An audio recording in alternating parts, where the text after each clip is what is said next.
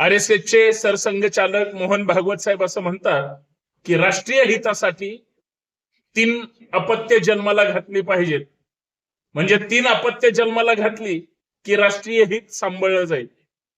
पण ती कुणी घालायची? हिंदूंनी घालायची का सगळ्यांनीच घालायची?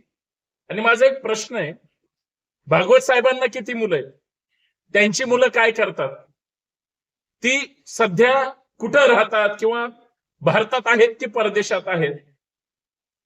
आणि माझा सगळ्यात महत्वाचा प्रश्न आहे, आज जर देशाची परिस्थिती पाहिली तर 1 किंवा 2 मूल सांभाळणं अवघड झालंय. महागाई वाढली, बेरोजगारी वाढली, सध्याची एकंदरीत परिस्थिती फार बिकट झाली. आणि अशा अवस्थेमध्ये देशातल्या लोकांना जगण्या मरण्याचा प्रश्न आहे. यांना राष्ट्रीय हितासाठी 3-3 अपत्य जन्माला घाला.